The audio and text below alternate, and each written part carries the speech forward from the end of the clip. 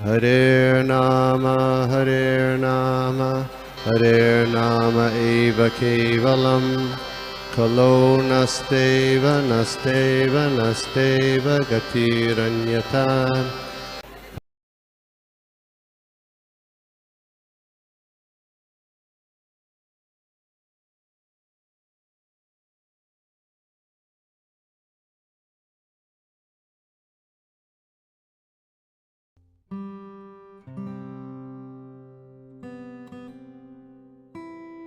Okay, तो हम लोग स्टार्ट करते हैं प्रार्थना से।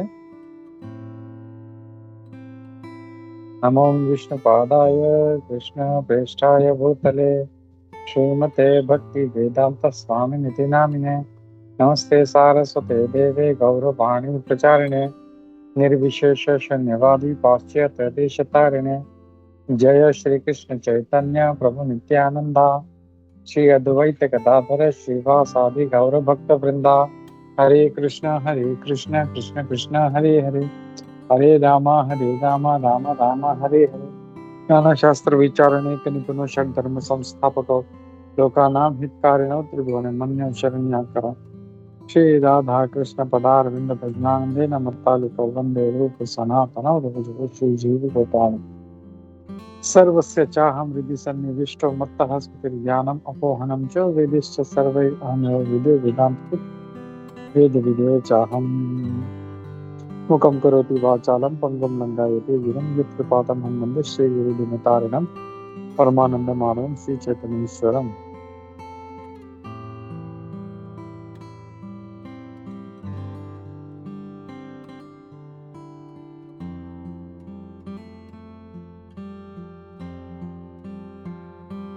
ओके, तो हम लोग आज 9वें अध्याय का सार देखने वाले हैं। अभी तक हम लोग 8 अध्याय का सार देख चुके हैं। तो जैसे हम लोग जानते हैं भगवद गीता 3 भागों में बटी है, मोटा मोटा पहले 6 अध्याय, बीच के 6 अध्याय और आखिर के 6 अध्याय। तो पहले जो 6 अध्याय है और आखिर के जो 6 अध्याय, उसके बीच में ये जो भक्ति योग है इसको रखा गया। और जैसे हमारे कई महाराज लोग इसको बताते हैं कि ये कभी भी जो होता है सैंडविच पैटर्न में, जो सैंडविच जो होता है तो जो मुख्य भाग है वो हमेशा सेंटर में होता है। तो वैसे ही भगवद गीता में ये जो मुख्य भाग है भगवद गीता का, ये 7 से लेके 12 जो अध्याय हैं ये बहुत ही मुख्य हैं, तो भक्ति के बारे में बताते हैं। और इन 6 अध्याय में भी जो ये जो 9वां अध्याय है, ये देखा जाए तो एग्जैक्टली सेंटर में है। Which is the most important जो होता है ना, क्रस्ट है इस भगवद गीता जो ग्रंथ है इसका। और इसमें बहुत सारे जो है अच्छे अच्छे इंस्ट्रक्शंस जो है भगवान इसमें देते हैं। तो हम लोग को 9वां अध्याय जो है इसको बहुत अच्छे से हमको ग्रहण करना चाहिए, इसके इंस्ट्रक्शंस को फॉलो करना चाहिए। तो हम लोग शुरुआत करते हैं 9वें अध्याय का सार का। मैं शेयर करता हूँ तो हम लोग देखते हैं। तो अगर इसको हम थोड़ा सा 9वें भाग को भी, जैसे जो है हमारे गौरांग प्रभु जी हैं, उन्होंने बहुत अच्छा इसके ऊपर डिटेल उन्होंने अपना ये लिखा है। तो उसमें वो बताते हैं कि इसको भी जो जैसे प्रत्येक अध्याय जो है वो अलग अलग भागों में बटा है, वैसे ही ये जो 9वां अध्याय ये भी 4 भाग में है। तो पहला जो भाग है वो श्लोक नंबर 1 से लेके 3 तक, वहाँ पे श्रवण, उसके लिए क्या योग्यता है और क्या अयोग्यता है इसके बारे में भगवान बताते हैं। फिर श्लोक नंबर 4 से लेके 10 तक भगवान ज्ञान दे रहे हैं अपने ऐश्वर्य के बारे में, और इस भौतिक सृष्टि से संबंधित जो इनका संबंध है उसके बारे में वो बता रहे हैं भगवान 4 से लेके 10 में। ये तीसरा जो सेक्शन है उसमें 11 से लेके 25 में भी कहा जाता है कि भक्ति को जो मूर्ख है, मूढ़ है, वो लोग उसे नकारते हैं, और जो दैवी गुण वाले हैं वो इसको अपनाते हैं। तो भक्ति जो है कोई साधारण चीज नहीं है, हम लोग समझ सकते हैं, और ये मूर्खों के लिए नहीं, तो वो हमेशा जो है इससे दूर रहते हैं। और वहीं पर जो भक्त हैं वो लोग हमेशा इससे जुड़े रहते हैं। ये हम लोग 11 से लेके 25 में देखेंगे, और 26 से लेके 34 में भगवान इस भक्ति की महिमा का वर्णन करते हैं। जब कोई भगवान की भक्ति करता है उसे क्या प्राप्त होता है वो भगवान बताते हैं। हम श्लोक शुरू करते हैं। पहला जो श्लोक है वहां पे भगवान बताते हैं, श्री भगवान वाच, कहते हैं कि हे प्रिय अर्जुन, क्योंकि तुम मुझसे द्वेष नहीं करते, मैं तुम्हें ये ज्ञान दूंगा और साक्षात्कार दूंगा, जिसे जानकर तुम इस भौतिक भव बंधन से छूट जाओगे, मोक्ष से अशुभा। तो यहाँ पे अगर हम देखें तो लगभग ये जो अध्याय है ये भी 7वें से अगर कंपेयर किया जाए तो 7वें अध्याय के जैसा ही है। यहाँ पे भक्ति के बारे में कहा गया है, श्रवण के बारे में कहा गया है। तो अब यहाँ पे भगवान कह रहे हैं कि मैं तुम्हें बताता हूँ, और योग्यता क्या है, क्योंकि तुम मेरे प्रति द्वेष नहीं करते, ईर्ष्या नहीं करते, इसके लिए मैं तुम्हें ये जो गुह्य ज्ञान है ये तुम्हें बताऊंगा। और हम लोग देखते हैं ये बहुत इस ग्रेस मधुसूदन प्रभु जी ने बहुत अच्छा एक पॉइंट कहा था कि भगवान ने अर्जुन को ही क्यों चुना भगवद गीता सुनाने के लिए, क्योंकि भगवान के प्रति उसका बहुत प्रेम था, और वही जो दूसरे थे जैसे दुर्योधन था उसको बहुत द्वेष था। तो उन्हें बहुत अच्छा पॉइंट कहा था कि आप खुद सोचो ये बात को कि अगर कोई भगवान मतलब किसी आपसे अगर कोई प्रेम करता है तो आप उसके सामने कैसे मतलब पूरे खुल के रहते हो, और वहीं कोई दूसरा व्यक्ति आता है तो तुरंत जो है अपने आप को क्लोज कर लेते हैं, अपना स्वभाव चेंज हो जाता है, अपना बात करने का तरीका चेंज हो जाता है, हम लोग का जो है हम लोग पूरी तरह से उस अपने बात को उसके सामने शेयर नहीं करते हम लोग। तो वैसे ही भगवान जो है अर्जुन को इसके लिए चुना क्योंकि वो द्वेष नहीं करता था, क्योंकि अगर द्वेषी होता तो हम लोग सोचते हैं इसको बताना चाहिए या नहीं। हम लोग भी सोचते हैं कोई द्वेषी होगा हमारा तो हम लोग उससे बताने से हिचकिचाते हैं, हम लोग पूरी तरह से उसको अपने जो सीक्रेट्स वो नहीं बताते हम लोग। तो ये भगवान ने इसलिए उनको चुना। तो ये जो है भगवान अब बोल रहे हैं कि मैं तुम्हें गुह्य ज्ञान, सबसे जो कॉन्फिडेंशियल नॉलेज है वो बताने वाला, और इससे जानकर क्या होगा, इससे जानकर जो है मोक्ष से अशुभा, तुम जो है इस मिजरी जो मटेरियल भौतिक जगत की जो दुख है अशुभात, उससे तुम मुक्त हो जाओ। फिर श्लोक नंबर 2 में भगवान बताते हैं कि ये जो ज्ञान है ये है राज विद्या। ये विद्याओं में जो नॉलेज है, जो भी ज्ञान है उसमें ये राजा है, और सीक्रेट्स में ये सबसे टॉप सीक्रेट है, और पवित्रम सबसे पवित्र चीज है ये, और उत्तमम सबसे पवित्र। और इससे क्या होगा, प्रत्यक्ष अवगमम धर्मम, जो है तुम्हें डायरेक्ट परसेप्शन जो है तुम्हें प्रत्यक्ष अवगमम, तुम जो है इस भक्ति को प्रत्यक्ष एक्सपीरियंस कर पाओगे इस धर्म को, और सुसुखम कर तुम अपेयम। तो ये भगवान बताते हैं, और इसलिए बता रहे हैं कि जैसे विद्याएं तो कई हैं, लेकिन ये जो विद्या है जो भगवान बता रहे हैं ये किंग ऑफ नॉलेज, और ये कैसा है, ये सीक्रेट है। तो हम लोग देख रहे हैं कि भगवान इतना कॉन्फिडेंशियल नॉलेज, इतना सीक्रेट है तो हमको बता रहे हैं, लेकिन ये ज्ञान ऐसा है कि इसको अगर जो है हम लोग सही प्रामाणिक स्तोत्र से सुनेंगे हम लोग इसको समझ पाएंगे, नहीं तो इसको सुन के हम लोग देखते हैं कि भगवद गीता सबको, बहुत से लोगों को पता है भगवद गीता के बारे में, इसके मतलब पूरा बाय हार्ट भी किया है कई लोगों ने, लेकिन फिर भी वो भक्ति में आगे नहीं बढ़ पाते। सुनते हैं बार बार लेकिन भक्ति में आगे नहीं बढ़ पाते। क्यों? क्योंकि वो सही जो गुह्यता है वो समझ में नहीं है। वो गुह्य चीजें जो है वो सिर्फ प्रामाणिक संप्रदाय में, प्रामाणिक स्तोत्र से सुनने पर आती है।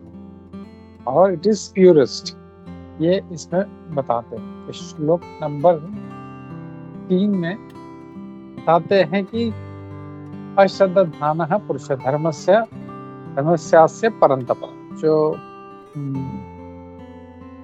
इनकी श्रद्धा नहीं है, जो भगवान के प्रति श्रद्धा नहीं रखते, भक्ति की श्रद्धा नहीं रखते, वो मुझे पा नहीं सकते। और इसके वजह से क्या होता है, नहीं पाएंगे तो अप्राप्य माम निवर्तन्ते मृत्यु संसार में, इस मृत्यु संसार में फिर से वो जन्म मृत्यु इस चक्कर में फंस जाते हैं। तो क्या करना है, भगवान पे पूर्ण श्रद्धा रखना है, भक्ति में श्रद्धा रखना है, और इससे क्या होगा, हम लोग भगवान को प्राप्त कर लेंगे। और भगवान को प्राप्त किया तो हम इस भौतिक जंजाल से छूट जाएंगे। तो ये पहला सेक्शन था। फिर सेक्शन नंबर 2, जो दूसरा सेक्शन आता है 4 से लेकर 10 में, अब यहाँ पे भगवान अपने ऐश्वर्य के बारे में बताएंगे और भौतिक जगत से उनका क्या संबंध है वो बताएंगे। तो भगवान अब यहाँ पे क्या कहते हैं, मैं अपने इस अव्यक्त रूप में इस सारे संसार में उपस्थित हूँ। सब सारी जीवात्माएं मुझ में है, लेकिन मैं उनमें नहीं। तो यहाँ पे हम देख रहे हैं कि भगवान ये कह रहे हैं कि भगवान अपने अव्यक्त रूप से सब जगह पे उपस्थित है। तो हम ये देख रहे हैं यहाँ पे अब भगवान अपने अव्यक्त रूप की बात कर रहे हैं कि उनका जो अनमैनिफेस्टेड फॉर्म है, यानी जो ब्रह्म ज्योति, उस अगर वैसा देखा जाए तो उस रूप की वजह से वो सारे संसार में उपस्थित हैं। तो भगवान जो है ओमनीपोटेंट, ओमनी प्रेजेंट, तो हर जगह पे भगवान उपस्थित हैं।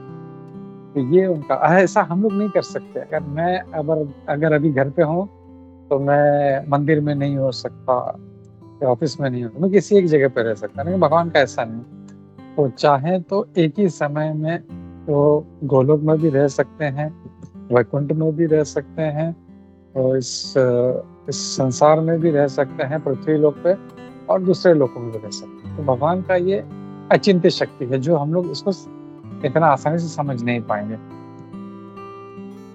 और यहाँ पे प्रभुपाद जी कहते भी हैं तात्पर्य में, it is not possible through the gross material senses. हम भौतिक इंद्रियों से इस चीज को समझ नहीं पाएंगे। और प्रभुपाद जी बहुत अच्छा श्लोक कोट करते हैं, अतः श्री कृष्ण नामादि न भवेद ग्राह्य इंद्रिय सेवन मुखे ही जीवादो स्वयं एव स्फुरति अतः। ये भक्ति रसामृत सिंधु का बहुत महत्वपूर्ण श्लोक है। अतः श्री कृष्ण नाम आदि, भगवान कृष्ण का नाम, रूप, गुण, लीला आदि जो है हम इन इंद्रियों से नहीं ग्रहण कर पाएंगे, ये भगवान कहते हैं। फिर हम लोग देखते हैं श्लोक नंबर 5 में, यहाँ पे भगवान क्या कह रहे हैं। भगवान कह रहे हैं, and yet everything that is created does not rest in me। लेकिन मैं मैंने जिसका उत्पत्ति किया है वो मुझ पर स्थित नहीं है। देखो मेरा ऐश्वर्य, मैं यद्यपि इसका मैं भरता हूँ, मैं मेंटेनर हूँ सारे जीवों का। although I am everywhere, although I am the maintainer of all living beings, and यद्यपि मैं सबका पालन करता हूँ, मैं सब जगह पे उपस्थित हूँ, फिर भी मैं इस भौतिक मैनिफेस्टेशन में, जो भौतिक ब्रह्मांड है, इसका भाग नहीं हूँ। For my self is the very source of creation, क्योंकि मैं इस सारी क्रिएशन का जो स्रोत है वो मैं। अब भगवान यहाँ पे देखा जाए तो यहाँ पे एकदम अचिंत्य बात कह रहे हैं। भगवान कह रहे हैं मैं सब जगह पे हूँ भी, सबका पालन भी कर रहा हूँ। स्वाभाविक एक इवन छोटी सी चींटी जिसको 1 ग्राम उसको शक्कर चाहिए होती है, उसको भी भगवान खाना दे रहे हैं। एक हाथी को कई पाउंड खाना चाहिए होता है, कई किलो खाना चाहिए, तो वो भी उससे प्राप्त होता है। वो कहीं पे जॉब नहीं जाता, पैसा कमाने नहीं जाता, सब जो है भगवान अच्छे से उसका व्यवस्था किया। जो भक्त है उसको भी मिल रहा है, जो अभक्त है, असुरी है, उसको भी मिल रहा है। तो भगवान इस तरह से सबका ध्यान रख रहे हैं, लेकिन फिर भी वो कहते हैं सब जगह पर उपस्थित रह के भी, सबका पालन करके भी मैं इसका भाग नहीं हूँ। ये हमारी सोच के परे। ऐसा अगर कोई कहे कि मैं घर में हूँ लेकिन मैं घर में नहीं हूँ, तो हमको कैसा अजीब लगेगा। तो वैसे ही ये जो अचिंत्य भगवान की शक्ति है, ये भगवान इसमें बता रहे हैं कि भगवान कितने दिव्य हैं, ये हमको समझना है। अब ये जो सेक्शन है इसमें भगवान कैसे दिव्य हैं और ट्रांसेंडेंटल ही, ये हम लोग को यहाँ पे देखने मिलता है। फिर श्लोक नंबर 6 में यहाँ पे भगवान कहते हैं कि इस बात को समझो कि जैसे जो बहुत ही प्रबल वायु है वो सब जगह पे है लेकिन वो आकाश में स्थित रहती है, वैसे ही all created beings rest in me, सारे जो जीव है वो मुझे स्थित रहते हैं। तो यहाँ पे हम देख रहे हैं वायु जो है, वायु जो है इसको कोई कंट्रोल नहीं करता, वो अपने मन से चलती है, लेकिन फिर भी आकाश में, आकाश जो है वो उसे इस जो है मतलब मधुसूदन प्रभु जो बता रहे थे कि ये जो आकाश है it's like an upside down bowl. एक जो बाउल होता है वो कैसे ऊपर उल्टा रखा जाए तो उसके अंदर की जो हवा है उसी में रहती है, वो उसको बाहर जाने नहीं देती उसको।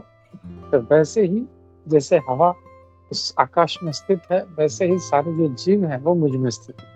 भगवान एक तरह से कंट्रोल कर भी रहे हैं और उनको नहीं भी कर रहे, उनको अपनी इच्छा से जैसे चाहिए वो घूम रहे हैं, जो चाहिए वो कर रहे हैं, लेकिन एक पर्याप्त सीमित सीमा में वो कर सकते हैं, उसके बाहर नहीं कर सकते। ये भगवान की शक्ति है। फिर 7वें श्लोक में भगवान कहते हैं O son of Kunti, at the end of the millennium, all material manifestations enter into my nature. And at the beginning of another millennium, by my potency, I create them again. अब यहाँ पे भगवान बताते हैं कि कैसे भगवान स्वयं जो है इस सृष्टि का संहार करते हैं और फिर इसकी रचना करते हैं। तो जैसे ही प्रलय का समय आता है, ये सारा जो भौतिक प्रकृति है ये मेरे नेचर में चला जाता है, और जैसे ही जो अगला मिलेनियम आने वाला होता है तो मेरी शक्ति से फिर से इसका सृजन होता है। कल्पक्षय पुनस्तानि कुलपादो विसृजाम्यहम्। कल्पक्षय, कल्प का क्षय हो जाता है और कल्प के शुरुआत में फिर विसृजामि, ये फिर से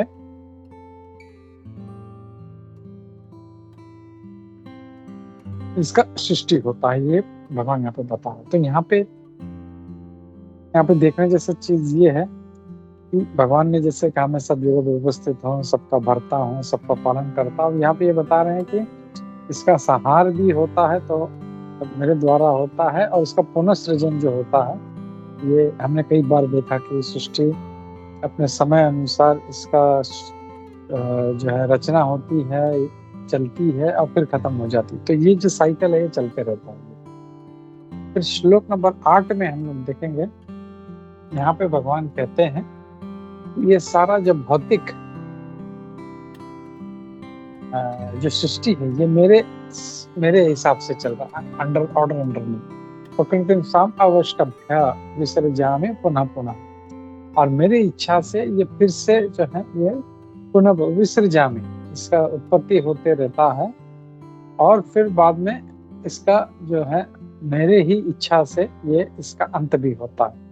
इसका जब समय आता है तो इसका सृष्टि होता है बार बार। यहाँ पे हम लोग ये भी देख रहे हैं, भगवान कह रहे हैं कि बार बार हो रहा है, तो ये भी भगवान ही कर। तो ये जो एक लोगों के मन में धारणा है कि ब्रह्मा जी रचयिता है, तो ब्रह्मा जी जो रचयिता है इट्स ट्रू, बात सही है, लेकिन वो सेकेंडरी क्रिएटर, असली जो सृजन करता या असली जो प्रलय करता है वो भगवान है, यहाँ पे भगवद गीता में कहते हैं।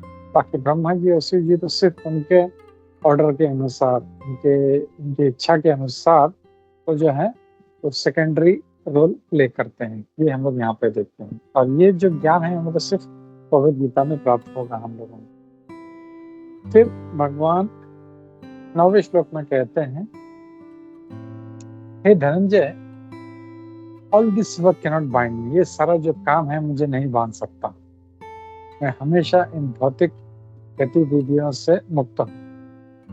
सीटेड एज द न्यूट्रल, जैसे न्यूट्रल व्यक्ति होता है, जैसे कैसे एग्जांपल है, कोई व्यक्ति है, कोई मैच देख रहा है या किसी का कुछ भी चल रहा है, रेसलिंग हो रहा है या बैडमिंटन मैच हो रहा है, तो एक व्यक्ति है वो न तो एक जो खेल रहा है उसकी तरफ है ना दूसरा खिलाड़ी उसकी तरफ, वो न्यूट्रल है, उसको कोई लेना देना नहीं। कोई जीत, जैसे नॉर्मली क्या होता है, एक जिसके बाजू हम लोग होते हैं वो जीतता है तो बहुत खुशी होती है, और वो जब पीटता है तो बहुत हमको दुख होता है, लेकिन जो न्यूट्रल व्यक्ति है उससे कोई नहीं। तो वैसे ही ये सब सृजन हो रहा है, सब चल रहा है, भगवान जो है वो न्यूट्रल है, उनको उससे कोई ये नहीं। और बोलते हैं ये जो कार्य है, भौतिक कार्य, ये मुझे बांध भी नहीं सकते।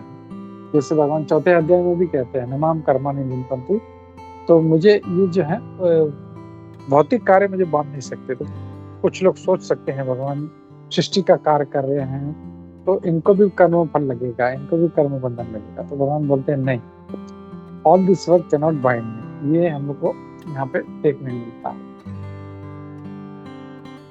फिर श्लोक नंबर 10 में यहाँ पे कहा जाता है, मया अध्यक्षेन प्रकृति सूयते स चराचरम हेतुनानि कौन्तेय जगत् परिवर्तते। यहाँ पे कहते हैं मया अध्यक्षेन, मेरे अध्यक्षता में प्रकृति सूयते, प्रकृति जो चल रही है, person of Kunti producing all moving and non moving beings, सारा जो कुछ हो रहा है सब मेरे अध्यक्षता में हो रहा है। और under its rule this manifestation is created and annihilated again and again. ये सारा जो सृष्टि और प्रलय जो हो रहा है ये बार बार होते रहता है, ये सारा मेरे अध्यक्षता में हो रहा है। तो हम लोग समझ सकते हैं भगवान यहाँ पे ये कह रहे हैं कि इस संसार में जो भी हो रहा है, हम लोग कभी कभी सोचते हैं अरे ये मेरे साथ ऐसे कैसे हो गया, इसके साथ अच्छा हो रहा है, मेरे साथ बुरा क्यों हो रहा है, या भगवान ने ऐसा क्यों किया, वैसे नहीं। सब एवरीथिंग इज प्लान, सब भगवान की अध्यक्षता है, भगवान की अध्यक्षता में और भगवान की इच्छा से हो रहा। इसके लिए हम लोग को ये समझना चाहिए भगवान जो कर रहे हैं अच्छा कर रहे हैं। भगवान ही इज द बेस्ट प्लानर, उनको पता है हमारे लिए क्या अच्छा है क्या बुरा है, तो उनके प्लान के हिसाब से चलना है हम लोगों को। तो भगवान ये इस श्लोक में कहते हैं कि मया अध्यक्ष ने प्रकृति सूयते स चराचर, सब कुछ उनके अध्यक्षता में हो रहा। तो यहाँ पे जो दूसरा सेक्शन है वो खत्म होता है और यहाँ पे तीसरा सेक्शन शुरू होता है। पहला सेक्शन था श्रवण के बारे में और उसमें जो क्वालिफिकेशंस और डिस्क्वालिफिकेशंस क्या है वो देखा, और दूसरे सेक्शन में देखा भगवान जो है अपने ऐश्वर्य के बारे में बताते हैं, तो भौतिक सृष्टि के बारे में बताते हैं और उनका क्या नाता है वो बताते हैं। और जो तीसरा सेक्शन है कि भक्ति को मूढ़ लोग जो हैं वो ग्रहण नहीं करते और भक्तों के बारे में बताते हैं। तो यहाँ पे जो पहला श्लोक है इस सेक्शन का 11वां, इसमें बहुत फेमस श्लोक है, प्रभुपाद जी इसे कई बार कोट किया करते हैं। अवजानन्ति मां मूढ़ा मानुषं तनुमाश्रितं परम भावम जानन्तो मम भूता महेश्वरम। यहाँ पे भगवान क्या कहते हैं, fools deride me when I descend in the human form. They do not know my transcendental nature as the supreme lord of all that be. तो अवजानन्ति मां मूढ़ा, जो मूढ़ लोग हैं वो मुझे नहीं जानते। जब मैं मनुष्य, उनको लगता है कि मनुष्य के रूप में आया हूँ, तो जब मैं ऐसे रूप में आता हूँ तो उनको लगता है अरे ये कौन है, मतलब कोई साधारण व्यक्ति है, कोई कहता है ये पॉलिटिशियन है, कोई कहता है ये बड़े डिप्लोमेट है, कोई कहता है बड़े चमत्कारी हैं, कोई कहते हैं बड़ा जो है मायावी है। इसलिए हम लोग देखते हैं दुर्योधन भी जो है, दुर्योधन के सामने भगवान ने कितनी लीलाएं की। युवराज यज्ञ में अपना सुदर्शन चक्र पकड़ करके शिशुपाल का सर काट दिया, तभी भी समझ जाना चाहिए कोई साधारण व्यक्ति नहीं है। या फिर जब शांति दूत बनकर भगवान जब हस्तिनापुर आए थे कि भाई युद्ध मत करो, ठीक है चलो आप 5 गांव दे दो, तभी भी वो इतना घमंडी था कि वो भगवान को देख नहीं। अब बोला भगवान मतलब बोल रहे थे कृष्ण को बंदी बना लो, इस ग्वाले को बंदी बना, देखो उसका है, मतलब बोलते ग्वाले को बंदी बना। तो जब भगवान ने तुरंत क्या विश्वरूप दिखा दिया उसको, वहां पे इतना देख के भी वो समझ नहीं पाया, वो सोचता है ये तो माया है, बस माया। तो ऐसे जो मूर्ख व्यक्ति हैं वो कभी भगवान को नहीं मानते और वो हमेशा इस गलतफहमी में रहते हैं और भगवान को कभी भगवान नहीं समझ पाते। तो ये इसमें बताते हैं ऐसे मूढ़ व्यक्ति जो हैं वो कभी नहीं समझ नहीं पाते। और फिर they do not know my transcendental nature, परम भाव अजानंतो, मेरे परम भाव को नहीं समझ पाते। मम भूत महेश्वरम, मैं सारे जीवों का, सारे जो जीव भूत है उनका ईश्वर हूँ, ये मेरा स्वभाव वो नहीं जान पाते। ये भगवान इस श्लोक में कहते हैं, 11वें श्लोक में। फिर 12वें श्लोक में कहते हैं कि और ऐसे जो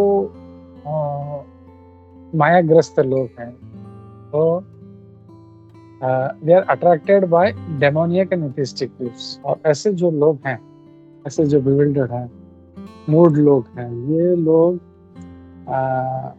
जो असुरी जो वृत्ति वाले हैं, मतलब उनसे प्रभावित रहते हैं, ऐसे विचारों से प्रभावित रहते हैं और नास्तिक विचारों से प्रभावित रहते हैं। उनको थोड़ा सा भी कहते हैं अरे भगवान कहाँ है, ऐसा कुछ नहीं होता, हाँ हाँ सही है सही है सही है, एकदम खुश हो जाते हैं। क्यों? क्योंकि उनको विश्वास नहीं है और वो मूड है वो, इसीलिए वो हमेशा ऐसे असुरी और नास्तिक विचारों से प्रभावित रहते हैं। इन दैट डिलीटेड कंडीशन, और ऐसे मोहग्रस्ती में उनका मुक्ति का जो इच्छा है या उनके जो सारे कर्म है, उनका सारा जो ज्ञान है वो सारा वेस्ट है और डिफीटेड, मतलब परास्त रहता है। मतलब चाहे कुछ भी कर ले, मोक्ष के लिए चाहे जो कर ले, चाहे जितना भी कर्म कांड कर ले वो, या कितना भी ज्ञान कमा ले, वो सारा सब वेस्ट है, उसका किसी चीज का कोई फायदा नहीं। फिर श्लोक नंबर 13 देखते हैं हम लोग।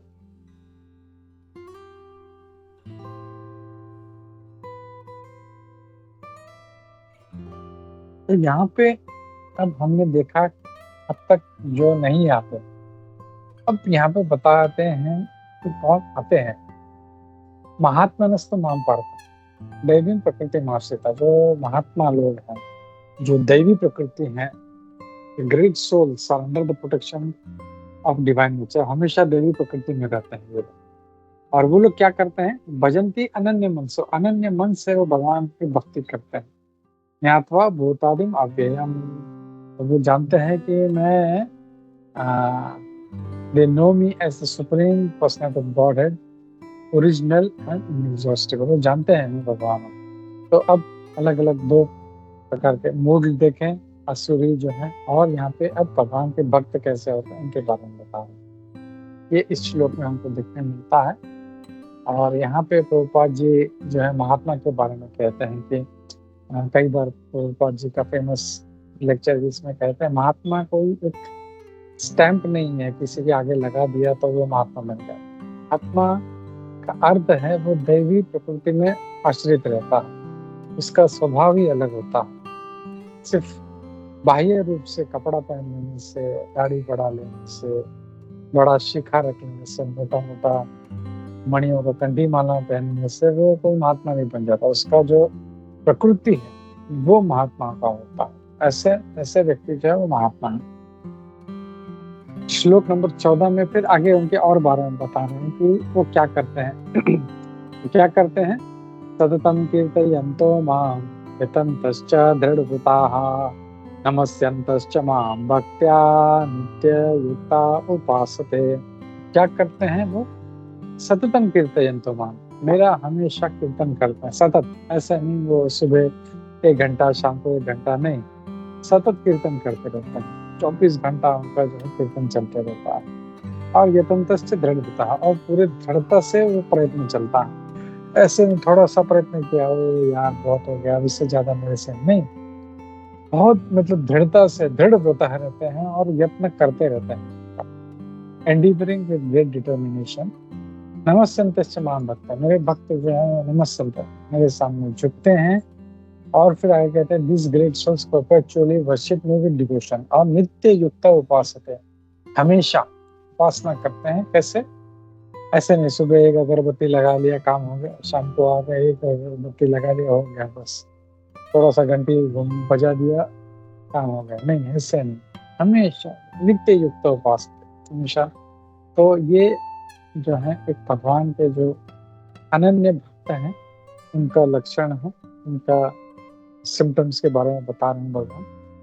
फिर आगे कहते हैं 15वें श्लोक में कि others who engage in sacrifice, और अब भक्त के बारे में, मतलब पहले जो मूड है असुर इनके बारे में बताया, फिर भक्त के बारे में बताया। अब जो दूसरे लोग हैं, जो दूसरे तरीके से जो भगवान को पाने का प्रयास करते हैं, एक तो भक्त हैं, अब ये जो है भगवान उनके बारे में बता रहे हैं जो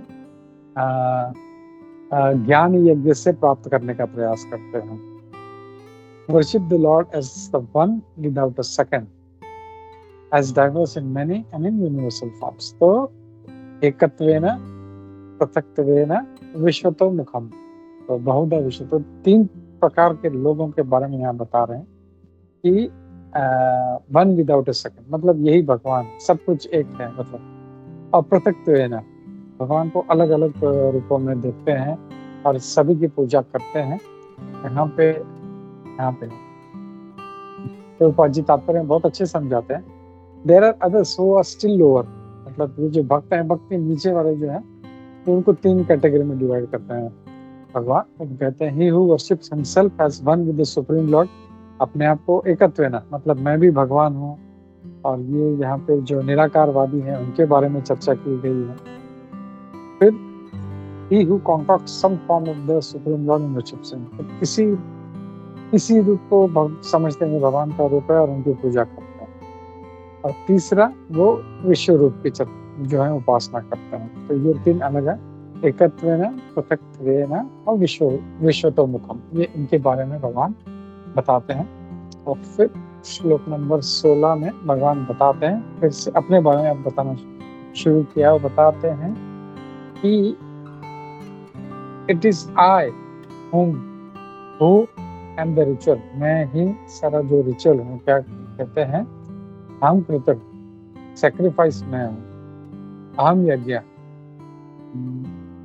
स्वाधाहम अहम औषधम, मतलब मैं सारा जो यज्ञ है, सारा सेक्रीफाइस है, फिर जो पितरों को जो ऑफरिंग देते हैं वो मैं हूँ, औषधि मैं हूँ, और जो ट्रांसेंडेंटल चैंट है वो मैं, मंत्र जो है वो भी भगवान कहते हैं मैं, आई am the butter and the fire and the, तो मैं ही घी हूँ, मैं ही अग्नि हूँ, और मैं ही उसमें जो डालने वाला जो भी सामग्री है उत्तम, वो सारा कुछ मैं। तो यहाँ पे भगवान बता रहे हैं कि चाहे जो भी कुछ कर ले, सब कुछ जो है जो प्रोसेस है, जो वैदिक प्रोसेस है, वो सारा कुछ भगवान ही है। ये यहाँ पे हमको देखने मिलता है। यहाँ पे प्रभुपाद जी ने बहुत अच्छा एक ज्योतिषोम यज्ञ है उसके बारे में बताया कि एक वैदिक सेक्रीफाइस है, एक यज्ञ है ज्योतिषोम, वो भी भगवान कृष्ण ही है। ही इज ऑल्सो महायज्ञ मेंशन इन दिस स्मृति, स्मृति में भगवान को महायज्ञ कहा गया है। तो इसके बारे में बताते हैं। और फिर बाद में the oblations offered to the पितरों को जो हम देते हैं, जो भी ऑफरिंग देते हैं, पिंड देते हैं, तर्पण करते हैं, वो भी भगवान कहते हैं वो भी मैं,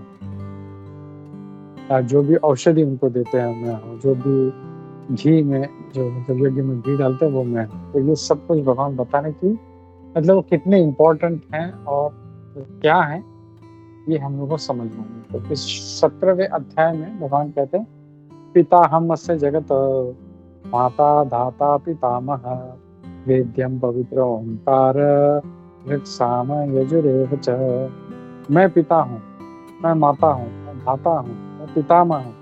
मतलब भगवान ये कह रहे हैं कि मैं ही माता हूँ, मैं ही पिता हूँ, और पितामह पालने वाला धाता मैं हूँ, और पितामह भी मैं, मतलब मैं ही है ना, इन सभी का मतलब ये समझना है कि यहाँ पे ओवरऑल जो है वो सारा संभाल करने वाले, चलाने वाले, वो सारे भगवान ही हैं। आई am the object of knowledge, अगर कोई ज्ञान कुछ प्राप्त करने का प्रयास कर रहा है, जैसे हम लोग आध्यात्मिक ज्ञान प्राप्त करने, तो उसका उद्देश्य क्या है, वो भी भगवान है। फिर जो ओम है वो भी कहते हैं भगवान में, और सारे जो वेद हैं भगवान कहते हैं साम, ये तो सारे जो वेद हैं वो भी मैं, ये हम लोग को इस श्लोक में देखने मिल रहा है। फिर 18वें श्लोक में भगवान कहते हैं गतिर भरता प्रभु साक्षी निवास शरणम सुरत प्रभव प्रलय स्थानम निदानम बीजम अव्ययम। अब भगवान कहते हैं कि मैं ही गति, मतलब हम लोग एक डेस्टिनेशन प्लान करते हैं, जैसे हम कहीं पे जाना है, मुझे दिल्ली जाना है, तो वैसे इस भौतिक जगत से निकलने के लिए हम लोग गति बनाते हैं। हमारा उद्देश्य है गोलोक धाम जाना। तो भगवान कहते हैं वो गति भी मैं ही हूँ। भरता जो पालने वाला भी मैं हूँ, प्रभु यानी जो मास्टर है वो भी मैं हूँ, साक्षी वो विटनेस जो है वो भी मैं हूँ, फिर निवास है वो जो रेफ्यूज है, जो निवास स्थान है वो भी मैं हूँ, शरणम वो भी मैं हूँ, और सोहरत यानी जो सबसे डियर मोस्ट फ्रेंड है वो भी मैं ही। I am the creation and the annihilation. ये हम पहले भी भगवान पहले भी बोल चुके हैं कि मैं क्रिएशन करता हूँ, मैं एनिहिलेशन करता हूँ। अब ये कह रहे हैं कि मैं ही वो सृजन हूँ और मैं ही वो प्रलय हूँ, सभी का बेसिस मैं हूँ, ये भगवान बता। निधानम बीजम अग्रहण, जो बीज है वो भी मैं ही हूँ। फिर श्लोक नंबर 19 में यहाँ पे बताते हैं, हे अर्जुन मैं ही जो है यानी वही मैं ही ताप देता हूँ, मैं ही वर्षा देता हूँ, मैं ही अमृत हूँ और मैं ही मृत्यु हूँ। सारा जो चेतन और जड़ पदार्थ है वो भी मैं हूँ। तो ये भगवान यहाँ पे बताते हैं, जिस जो भी ताप हमको लगता है दिन में, तो वो भगवान ही है। सूर्य हम लोग जानते हैं सूर्य की वजह से आता है, तो सूर्य भी इनकी वजह से ही चलता है, तो वो जो ताप है वो भी भगवान कह रहे हैं मैं हूँ। तो वर्षा आती है, I will hold and send for the rain, मैं ही अमृत हूँ, और मृत्यु भी मैं ही हूँ। हम अलग अलग जगह पे देखते हैं भगवान कहते हैं कि मैं ही मृत्यु हूँ, कालो अस्मि। हम बाद में भगवद गीता के अलग अलग श्लोक में देखते हैं। फिर ये जो श्लोक है, त्रैविद्या माम सोमपाह पूत पापा यज्ञे इष्ट्वा स्वर्गतिं प्रापयन्ते ते पुण्यमसाद्य सुरेंद्र लोकम अश्नन्ति दिव्यान् दिव्यदेव भोगान्। अब यहाँ पे भगवान कहते हैं जो वेद पढ़ते हैं, तो जो study the Vedas and drink some juice. अब हमने देखा पहले असुरी लोगों के बारे में, फिर भगवान के भक्तों के बारे में, फिर जो निराकार वालों के बारे में। अब यहाँ पे बता रहे हैं कि ऐसे भी लोग हैं जो वेद पढ़ते हैं और जिनका इच्छा है सोम रस पीने का, यानी अमृत पीने का, और उनका लक्ष्य है हेवनली स्वर्गलोक तक। बस उसके आप परे भी दुनिया है वो नहीं जानते, उनको लगता है स्वर्गलोक।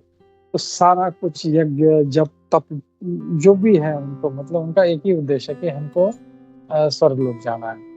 एक्चुअली वास्तव में वो भी वर्शिप में इनडायरेक्टली वो भी मेरी ही पूजा कर रहे हैं। तो ये लोग जो स्वर्गलोक जाने की प्रयास करने के लिए जो भी जो यज्ञ कर रहे हैं, जो भी कुछ पूजा पाठ कर रहे हैं, वो मेरी ही पूजा कर रहे हैं। क्या कहते हैं, यज्ञेर इष्ट्वा स्वर्गतिं प्रार्थयन्ते। फिर आगे कहते हैं प्यूरिफाइड, और सारे जब ये सब करने के पश्चात, सारा यज्ञ ये सब जब तब जो भी कर रहे हैं वो करने के बाद वो जब शुद्ध हो जाते हैं, तब वो स्वर्गलोक में जो है जो इंद्र का लोक है वहां पे वो सुरेंद्र, वहां पे वो उनका जन्म होता है, और वो वहां पे देवी देव भोगान देवताओं के साथ में वो आनंद लेते हैं। और फिर क्या होता है, तेतम भक्तवा स्वर्गलोकम विशालम, यानी स्वर्गलोक तो पहुंच गए वो सारा कुछ मेहनत करके, लेकिन क्षीण पुण्य मर्त्य लोकम विशंति, उनका पुण्य जैसे क्षीण हुआ मर्त्य लोकम में फिर से वो वापिस आ जाता, फिर से प्रवेश करता। तो उनका उद्देश्य कैसा है, हम लोगों को स्वर्गलोक जाना है, इसके लिए मेहनत करते हैं, करीब वहाँ पे रहते हैं, सारा कुछ पुण्य है वो जब खत्म हो जाता है फिर से यहाँ पे गिरता है, फिर वापिस कोई चक्र चलता है। एवं तरी धर्मम अनिम प्रपन्ना गतागतम काम कामाला बनते थे, और वो उनका जो इच्छा है इंद्र पृथ्वी का, उसके कारण वो स्वर्ग लोग जाते रहते हैं, फिर नीचे आते हैं, पुण्य खत्म होते, फिर वापस वही मेहनत करते हैं, फिर जाते हैं, फिर। तो ये जो इनका जो साइकिल है, पृथ्वी से स्वर्गलोक, स्वर्गलोक से पृथ्वी, पृथ्वी से स्वर्गलोक, स्वर्गलोक से पृथ्वी, तो ये जो है उनका बना रहता है उनका। और ये हम लोग जानते हैं कोई इंटेलिजेंट एफर्ट नहीं है। यानी ये ऐसा हो गया कि कोई व्यक्ति बहुत पैसा कमाए, अब बोले अमेरिका जाना है, अमेरिका में जाने के लिए उनको पूरा बैंक बैलेंस दिखाना पड़ता है कि इतने इतने लाख रुपए, इतने इतने हजारों डॉलर हमारे अकाउंट में है, और वो जब रहते हैं तब उनको प्रवेश मिलता है। और जो वहाँ का जो गवर्नमेंट जो सिस्टम है उसका एक नज़र उनके अकाउंट पे रहता है। जैसे देखते हैं कि ये बैलेंस जो है कम हो गया है, एक मिनिमम बैलेंस के नीचे चला गया, उसको उठा के फिर फेंक देते हैं, मतलब जाओ तो वापस, फिर आ जाते हैं, फिर वापस वही, चलो हमको अमेरिका जाना है, फिर वही वो कमाते हैं पैसा, फिर अकाउंट में डालते हैं, फिर जाते हैं, फिर वहाँ पे रहते हैं, सारा जो पुण्य खर्च करते हैं, और जैसे खत्म हो फिर फेंक दिया। तो ये कोई मतलब हमको ऐसी जगह जाना है, ऐसे स्थान में जाना है जहाँ पे एक बार चले गए तो हम वापस नहीं आएंगे हम लोग। तो ये जो है भगवान कहते हैं गतागतम काम कामा लभन्ते, ये इसका इंग्लिश ट्रांसलेशन में कहते हैं those who seek sense enjoyment by adhering to principles of the three Vedas। मतलब वो उनका भोग की कामना तो है, लेकिन वो वेद में रहकर, वेद में जो कहा गया उसके हिसाब से, आजकल की तरह नहीं, असुर लोगों की तरह नहीं, जो चाहा मन में वो किया, जैसे चाहा वैसे रहे, कुत्ते बिल्ली सुअर की तरह जो है जीवन जी रहे हैं, वैसे नहीं। ये जो है मतलब थोड़ा सा उनके ऊपर है, उनको भी भोग चाहिए, लेकिन जो रूल्स एंड रेगुलेशंस में रह के वेद के हिसाब से वो करना। लेकिन क्या होता है, रिपीटेड बर्थ एंड डेथ में ये फंसे रहता है। फिर अब भगवान बता रहे हैं 22वें श्लोक में क्या होना चाहिए। अनन्या चिंतयन्तो माम ये जना पर्युपासते तेषां नित्याभियुक्तानां योगक्षेमं वहाम्यहम्। अब भगवान क्या कह रहे हैं, लेकिन ये तो हो गया जो स्वर्गलोक की प्राप्ति के लिए, लेकिन जो मेरी पूजा करते हैं, मेरे अनन्य भक्त हैं, मेरे रूप पे ध्यान लगाते हैं, इनके लिए जो उनको चाहिए वो मैं लाके देता हूँ, और जो है उसकी रक्षा करता हूँ। तो ये भगवान खुद वचन दे रहे हैं, योगक्षेम वहाम्यहम्, तो जो चाहिए मैं उनको लाके दूंगा। योग और क्षेम दोनों देखेंगे, उनको क्या चाहिए, क्या है, उसकी भी रक्षा करें। हम लोग अब क्या हो रहा है कि जो नहीं है उसके लिए भाग दौड़ कर रहे हैं दिन रात, और जो है उसको कैसे बचाएं ये सोच में रहता है। लेकिन एक भक्त को ऐसी चिंता नहीं, अनन्यास चिंतयन्तो माम, जो अनन्य चिंतन में लगे हैं उसका जो है योग और क्षेम दोनों भगवान देखते हैं यहाँ पे। फिर 23वें श्लोक में कहते हैं, अब जो दूसरी देवी भगवान को नहीं देखते हैं, तो सम्मानों की मतलब ऐसा पूछे कि आपकी नहीं करता तो उनका क्या, तो जो देवी देवता की पूजा करते हैं उनका क्या, तो वो कहते हैं those who are the devotees of other gods, जो दूसरी देवी देवताओं की पूजा करते हैं, पूजा पाठ करते हैं, वो with faith actually worship only me, वो भी मेरी पूजा कर रहे हैं। मैंने पहले भी देखा, ऐसे कहा था उनके बारे में, दूसरों के बारे में, कि वो भी इनडायरेक्टली मेरी पूजा कर रहे हैं। पर यहाँ पे जो देवी देवता के बारे में भी कह रहे हैं कि जो उनकी पूजा कर रहे हैं, ते अपि अन्य देवता भक्ता विजयन्ते श्रद्धयान्वितः ते अपि मामेव कौन्तेय, वो भी मेरी ही यजन्ति, लेकिन वो यजन करने में कैसे, अविधि पूर्वकम, गलत तरीके से कर, वो विधि नहीं है।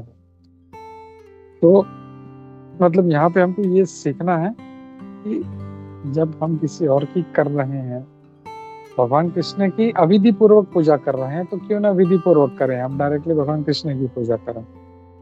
और उनके करने के क्या फायदे हैं हमने देखा पिछले श्लोकों में, अनन्यास चिंतयन्तो माम, ये सब जो है उसमें भगवान बताते हैं। तो हमको जो एक इंटेलिजेंट व्यक्ति है वो सोचेगा, अरे जब मैं किसी मंत्री के पास जाता हूँ तो डायरेक्टली मुझे साइन तो वो प्राइम मिनिस्टर का ही लाके देते, तो जब मैं प्राइम मिनिस्टर से दोस्ती बना सकता हूँ तो इस मिनिस्टर के मैं क्या करूँ।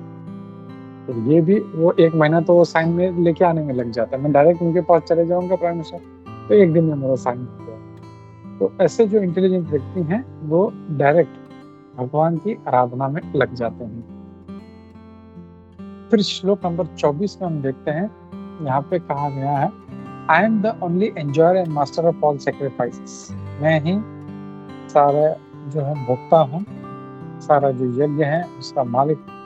और therefore those who do not recognize my true transcendental form। तो जो मतलब मैं तो हूँ, सारा भोक्ता हूँ, सारे यज्ञ का मैं मालिक हूँ। जो मुझे नहीं पहचान पाता तो उनका पतन हो जाता है, वो फिर से नीचे आते हैं।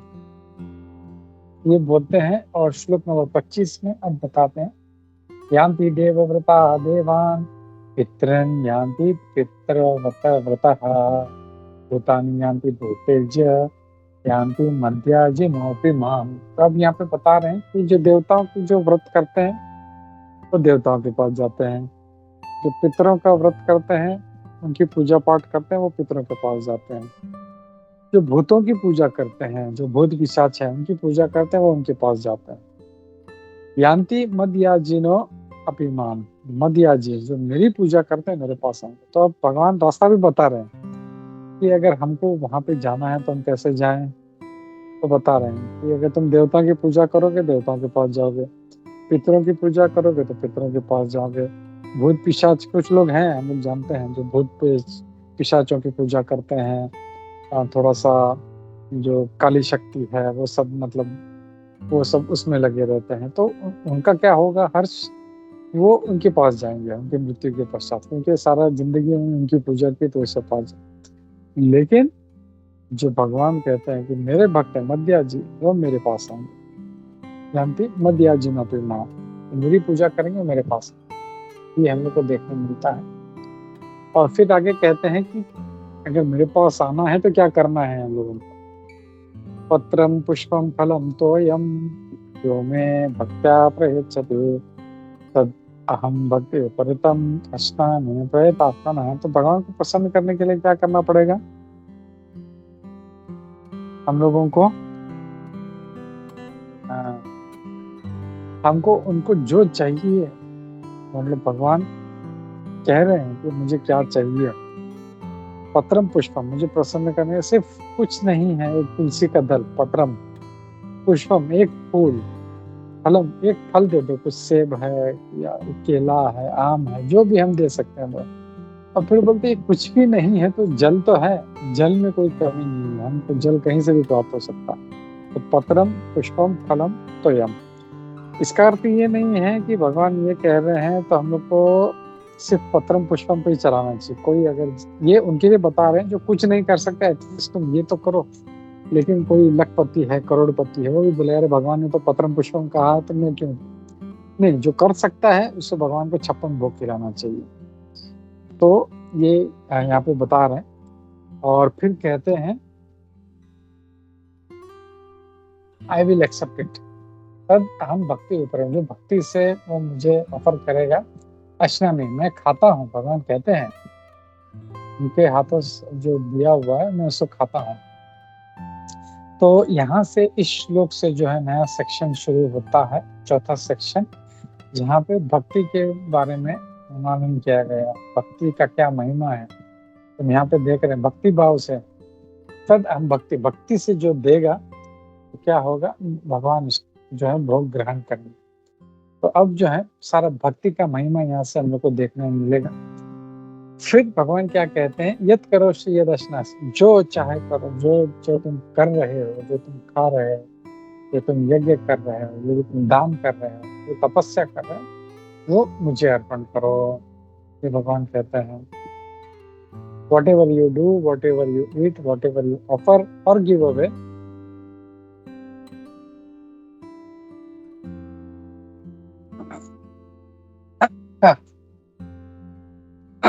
Hare Krishna.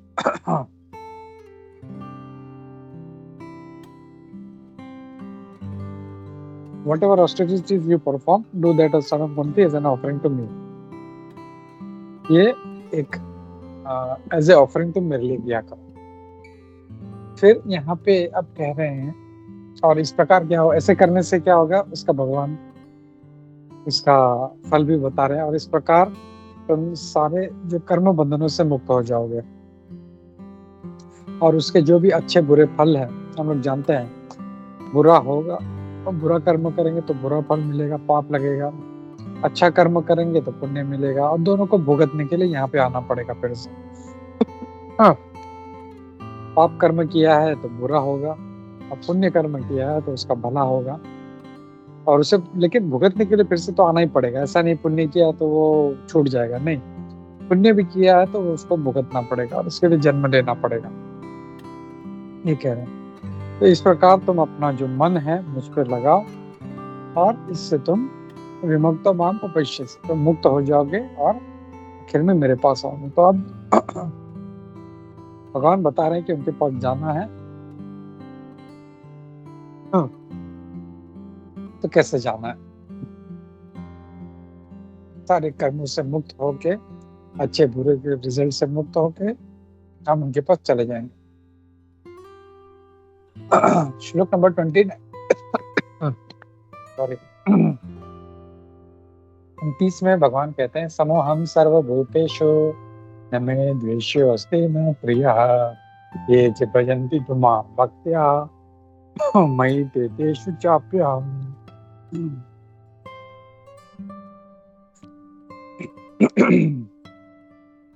यहाँ पे भगवान कह रहे हैं, I envy no one, nor am I partial to anyone. I am equal to all. But whoever renders service unto me in devotion is a friend, is in me, and I am also friend to him. यहाँ पे अब कह रहे हैं, यहाँ पे भी हम देखते हैं भगवान एक स्टेटमेंट दे रहे हैं और उसी श्लोक में दूसरा स्टेटमेंट दे रहे हैं। मैं सबसे समोहम से, मैं सबके प्रति सम हूँ, जैसे भी जीव है, जो अच्छा है, बुरा है, पापी है, पुण्यवान है, मैं सबके प्रति सम हूँ। न मुझे किसी से द्वेष है, न कोई मुझे प्रिय है। ऐसा नहीं है कि ये मेरा मुझे कुछ चढ़ा रहा है तो मुझे ज्यादा प्रिय है, ये मुझसे द्वेष करता है तो मुझे इससे द्वेष है, ऐसा नहीं कुछ।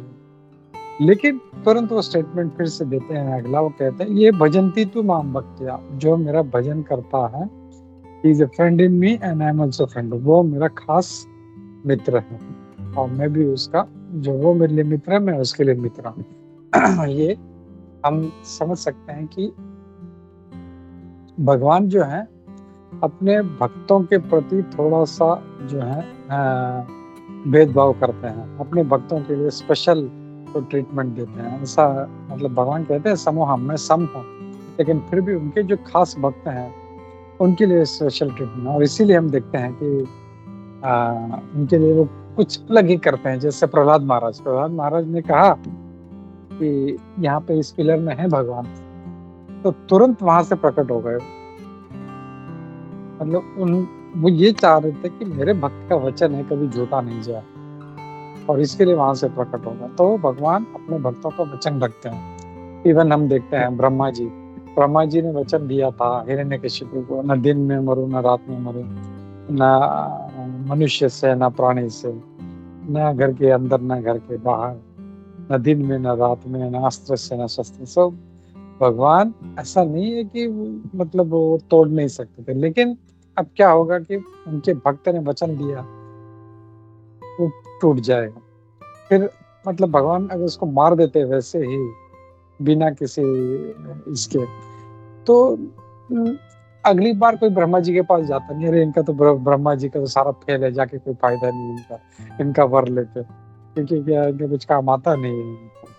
तो उनका जो भक्त का जो है स्तुति बना रहे, उनका वर्चस्व बना रहे, इसका ठीक है, नहीं भाई इसने वचन दिया है तो मुझे पालन करना। तो ये भगवान अपने भक्तों का वो खास ध्यान रखते हैं और हमेशा भक्तों का वो स्पेशल केयर करते रहते हैं। श्लोक नंबर 30 देखते हैं। अब भक्तों की बात हो गई, यहाँ पे वो कह रहे हैं, अभी बहुत ये भी एक इम्पोर्टेंट श्लोक है, बहुत अच्छे से हमको समझना है। यहाँ पे क्या कह रहे हैं, अपि चेत्सु दुराचारो भजते माम अनन्यथा साधुरेव समन्तव्य सम्यक व्यवसितो हि सः। यहाँ पे ये कह रहे हैं, even if one commits the most abominable sin, भले ही कोई बहुत घृणित पाप कर रहा है, सबसे मतलब जो है ना घृणित कार्य कर रहा, सबसे पापमय कृत्य कर रहा, लेकिन भजते माम अनन्यथा, if he is engaged in my devotional service, अगर भगवान की भक्ति में लगा है तो उससे साधुर्य व सब बनता है, शुड बी कंसिडर्ड सेंट। तो भले ही बाहर से कैसा दिख रहा है, ये तो इतना पापी है, लेकिन अगर भगवान का भजन कर रहा है तो उसको साधु मानना चाहिए। ऐसा नहीं है ये क्या, ये कैसा आदमी है, ये कार्य करता है, ऐसा करता है, ऐसा नहीं, भगवान का भजन कर, ये भगवान कह रहे हैं, तो हम लोगों को कोई राइट नहीं है कि भगवान उसको कह रहे हैं उसको साधु समझना चाहिए, तो वो रिस्पेक्ट उसको देना चाहिए। क्यों? Because he is properly situated in his determination, वो भगवान के भक्ति में डिटर्मिनेशन के साथ लगा हुआ। तो प्रभुपाद जी हम लोग अगर इसमें देखें, इसके तात्पर्य में कहते हैं, इसका मतलब ये नहीं है कि हम लोग भक्ति भी करें, सोना माला भी करें और पाप में कृत्य भी करें, या थोड़ा सा शराब पी लेते हैं, थोड़ा सा नॉनवेज खा लेते हैं, नहीं, ऐसे नहीं। कि भगवान उनके बारे में कह रहे हैं जो पापी थे और अब भक्ति में लग गए हैं और धीरे धीरे इससे वो छूट रहे हैं। तो पैरेलली जो साथ में मतलब भक्ति भी कर रहा है और बुरे काम भी कर रहा है, उनके बारे में ये चर्चा नहीं है। वो तो दुराचारी है और दुराचारी है, भले वो कितना भी वो 16 माला कर रहे, लेकिन अगर गलत कार्य करता रहा है, छूट नहीं रहा है, तो वो गलत है। ऐसे नहीं, प्रभुपाद जी इसमें बताते हैं कि उसके अंदर कुछ चिन्ह है ऐसे, और वो अब वो भक्ति में लग गया है, तो उसको हम लोगों को साधु समझना चाहिए। ये भगवान इस श्लोक में कहते हैं। और फिर उस व्यक्ति का क्या होगा? धीरे धीरे क्षिप्रम भवति धर्मात्मा सस्वत् शांति निगच्छति कौन्तेय प्रतिजानीहि न मे भक्ता प्रणश्यति। क्षिप्रम भवति धर्मात्मा, बहुत जल्दी वो धर्मात्मा बन जाएगा, बहुत ही जल्दी। He quickly becomes righteous and attains lasting peace. उसको शांति उसको प्राप्त होगी। और फिर कहते हैं कौन्तेय प्रति, कौन्तेय, हे कौन्तेय, तुम ये एक डिक्लेयर करो एक बात को कि न मैं भक्त पड़े, मेरे भक्त कभी नाश नहीं होगा। अब यहाँ पे भी हम देखते हैं कि ये भगवान ऐसा क्यों कह रहे हैं, भगवान खुद क्यों नहीं कहते, इतना सब कह दिया, ये बात भगवान क्यों कह रहे हैं न मैं भक्ता प्रणश्यति? क्योंकि हमारे आचार्यगण बताते हैं कि कभी कभी भगवान अपना वचन तोड़ते हैं। जैसे उन्होंने एक वचन दिया था कि मैं महाभारत के युद्ध में शस्त्र नहीं उठाऊंगा, लेकिन अपने भक्त को बचाने के लिए तुरंत उन्हें वो रथांग पाणी, वो जो है रथ का पहिया उठा के वो पितामह भीष्म को मारने के लिए दौड़ पड़े थे। तो भगवान एक बार नहीं कई बार अपना जो वचन तोड़ देते हैं। इसके लिए वो ये बोलते हैं कि अगर मैं बोलूंगा न मैं भक्त प्रणश्यति, तो कोई सोच सकता है नहीं भाई ये तो डाउटफुल है, क्योंकि इनका बोला वचन कभी कभी तोड़ देते, हो सकता है मेरा नाश हो जाए। भगवान बोलते हैं इसलिए तुम बोलो, क्योंकि मेरे भक्त का वचन है, तो मेरे भक्त का वचन है तो हमेशा पूरा होगा। जैसे हमने देखा पहले के श्लोकों में कि भगवान कैसे भक्तों के वचन को पूरा करते हैं, तोड़ने नहीं देते हैं इनको।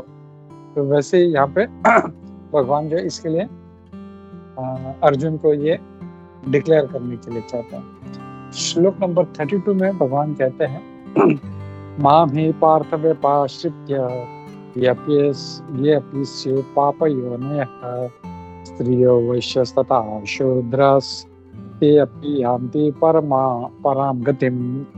और ये भी एक इम्पोर्टेंट श्लोक है, इसमें देखते हैं भगवान कहते हैं हे अर्जुन, जिन्होंने मेरी शरण ली है भले ही वो पापी योनि हो।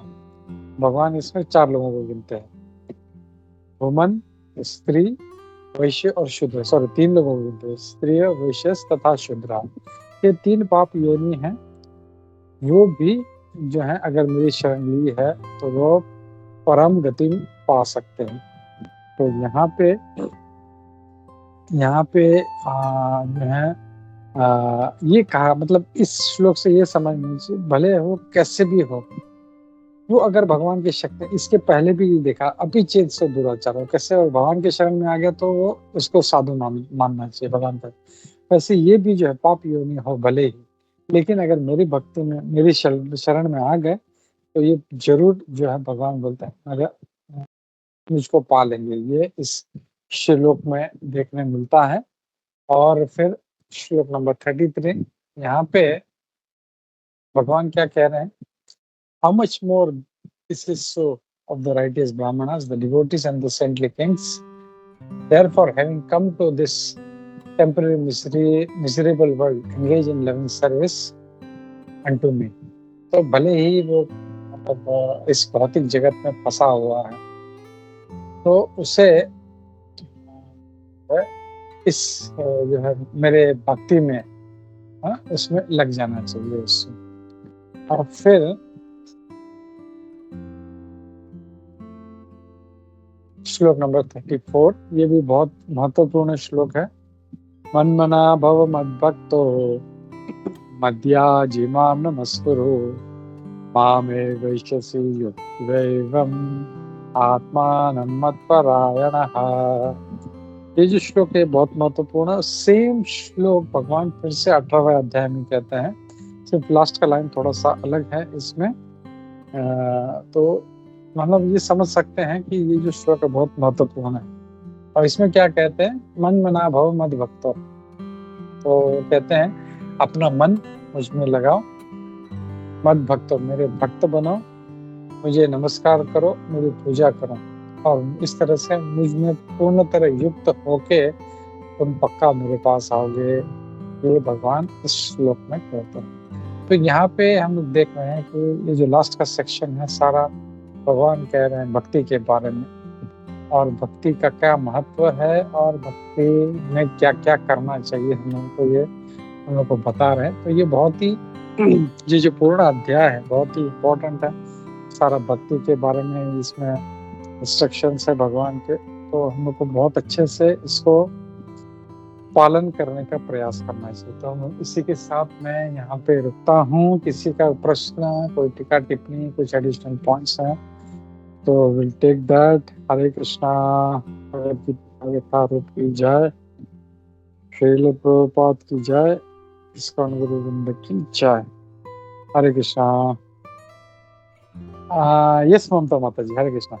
प्रभुजी मेरा एक क्वेश्चन है, like people use to worship like तर्पण करते हैं, पितृपक्ष में जो भी है वो फॉलो करते हैं, बट वो माता जी आपका आवाज क्लियर नहीं आ रहा, थोड़ा सा फोन। हरे कृष्णा। हाँ बोलिए। हरे कृष्णा आ रही है प्रभुजी? हाँ थोड़ा सा दबी दबी आ रही है।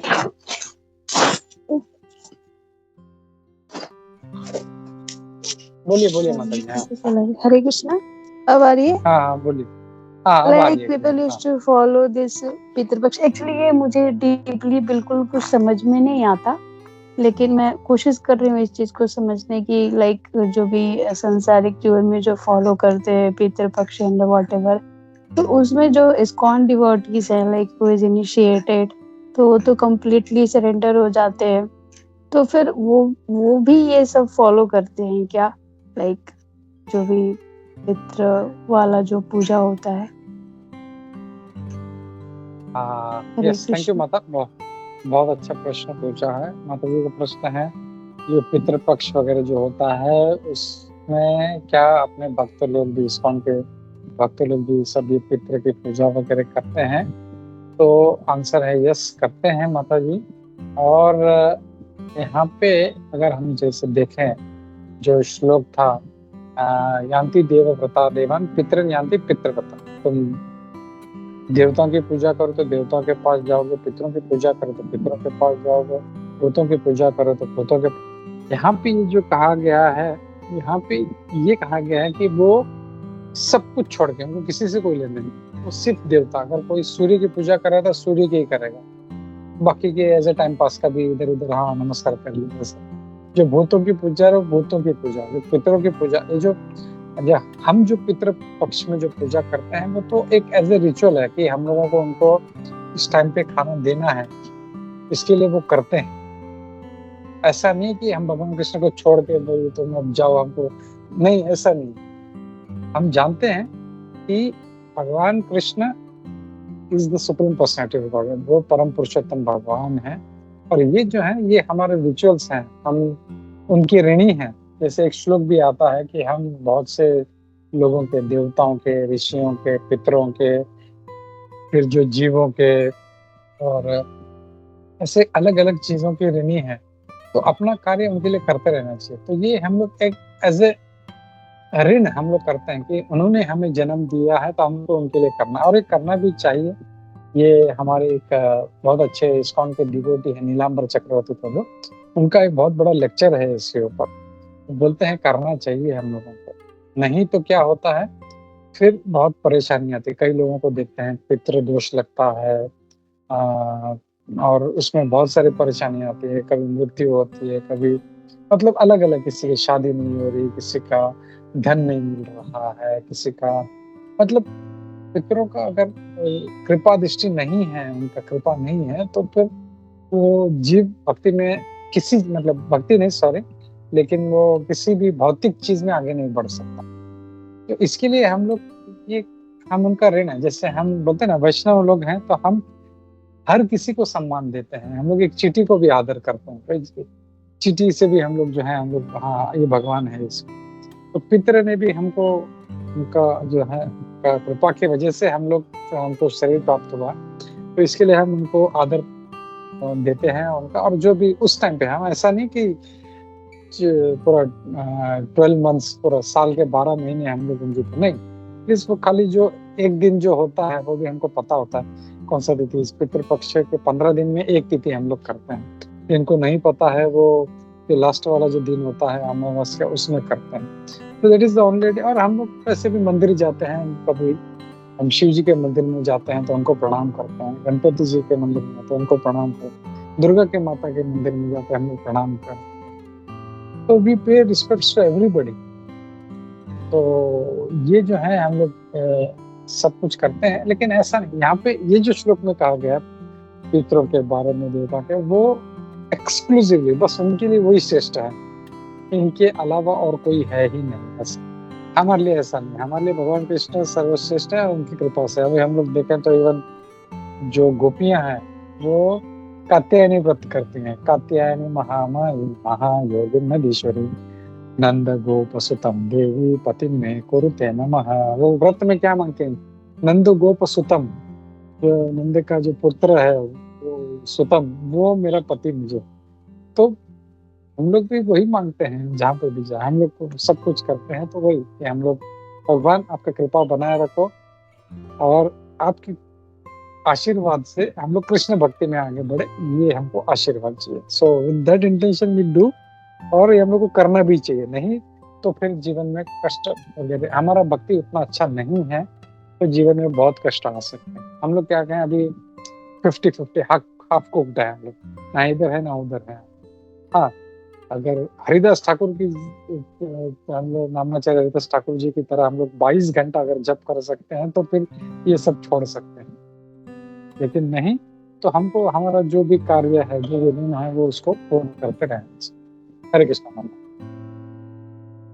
हाँ, हरे कृष्णा प्रभु जी, थैंक यू। अब ये सब चीजें धीरे धीरे क्लियर हो रही है, बिकॉज हम एक स्टूडेंट थे, मतलब एक मतलब शादी के पहले लाइक ये सब से बिल्कुल ही वो नहीं था, भक्ति से भी ज्यादा वो नहीं था। लेकिन अब धीरे धीरे इस चीजों को जब समझ रहे हैं तो मतलब ऐसा कह सकते हैं कि these are the emphasized work given to the human beings, और वो एक certain period of time में इसको as a tribute लेकर हम चल सकते हैं, if I am not wrong। तो इसको मैं इस तरह से जब आप एक्सप्लेन कर रहे थे और जब आप अभी किए तो मेरा ये फ्रेम आया, एम्फसाइज अगर मैं करूँ तो ये चीज है। तो आई एम नॉट रॉन्ग ना कि हाँ एक ड्यूटी है, एक रिचुअल है। तो जैसे कि हमारे माता पिता हैं, हम दे आर निमित्त मात्र, like to give birth, like I have given a birth, like I feel कि चलो ठीक है, लाइक हम थैंक गॉड कि मतलब भक्ति मार्ग पे आ गए, तो आई अंडरस्टूड कि what I have to give them. तो अल्टीमेटली मतलब ये चीजें नहीं मिली थी हम लोगों को, तो काफी परेशानी होती है समझने को कि वी डोंट गिव वैल्यू और इम्पोर्टेंस तब तक नहीं आएगी ना जब तक एजुकेशन बिहाइंड नहीं है। तो अब ये चीजें समझ में आ रही है थ्रू आउट, मतलब साधु संघ से तो बहुत ही कुछ सीख रही हूँ मैं। तो थैंक यू सो मच ये चीज को भी क्लियर करने के लिए। तो हरे कृष्ण प्रभु। हरे कृष्ण। थैंक यू माता। आपने माता पिता का बहुत अच्छा उदाहरण लिया, क्योंकि कई बार ऐसा होता है कि हम लोग हमारे माता पिता जो है, हम लोग हो सकता है कि वो हमेशा भक्त नहीं मिले, कभी कभी भक्त नहीं होते। इसका मतलब नहीं हम अभी कृष्ण भक्त हैं, इस्कॉन डिवोटी, चलो भागो यहाँ से, नहीं। हमारे माता-पिता हैं, हम उनका भी आदर करते हैं, जो एज़ ए रिचुअल का जो भी करना है हम लोग करते हैं। लेकिन we know at the back of mind भगवान कृष्ण वो हमारे मेन हमारे माता-पिता, पितामह सब कुछ हैं हमारे, तो उनका हमको करना है। लेकिन as a ritual, as a जो होता है लोक व्यवहार में जो हमको जो करना है, वी डू दैट, तो वो हमको करते रहना चाहिए। थैंक यू माता, बहुत अच्छा प्रश्न पूछा इसके लिए। और हम लोग और किसी का कोई टीका-टिप्पणी, कोई डाउट, शंका नहीं है तो will stop here.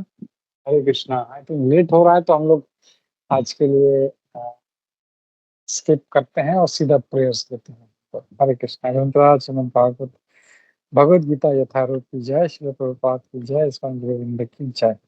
Hare Krishna.